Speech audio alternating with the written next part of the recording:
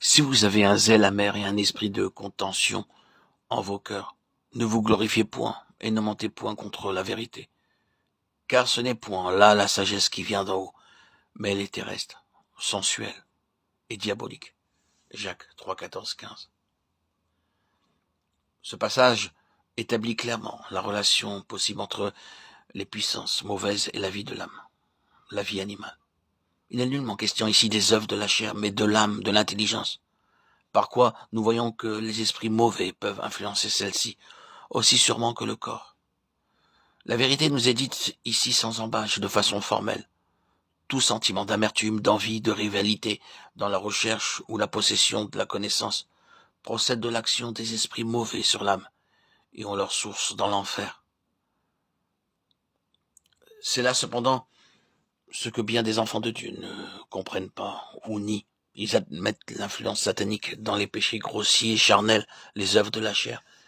Mais dans le domaine de la connaissance, qu'ils considèrent comme ce que la civilisation moderne a de meilleur, ils la nient.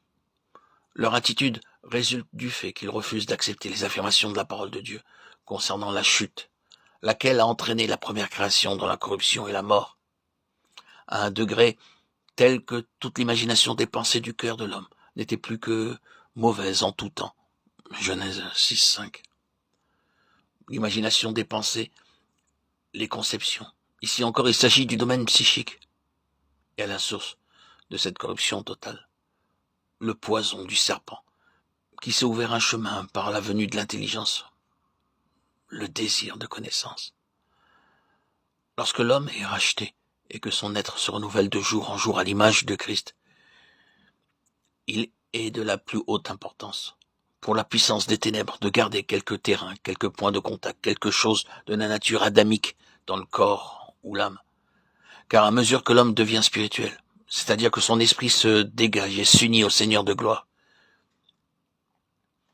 il est moins accessible à la puissance des mauvais esprits, et mieux armé pour les discerner et les combattre. Mais comment l'enfant de Dieu pourrait-il lutter avec quelque chance de succès s'il ne discerne pas l'adversaire, s'il nie son action possible sur l'âme, s'il n'accepte pas le fait de la chute, et ne comprend pas que celle-ci se produisit justement dans le domaine sensuel, où Satan provoqua la désobéissance, la révolte, par l'appât de la connaissance. Et depuis lors, pénétrant l'âme, le venin du serpent contamina l'être tout entier et toute la race. Satan peut atteindre tous les domaines de notre être. L'esprit mort pour Dieu est accessible aux esprits mauvais que gouverne le prince des ténèbres.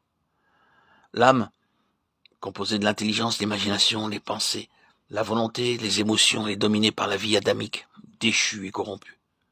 Le corps et l'âme sont donc en la puissance de celui qui a empoisonné la race, le père du mensonge. Et l'apôtre Jean nous déclare que le monde entier est plongé dans le malin. 1 Jean 5, 19.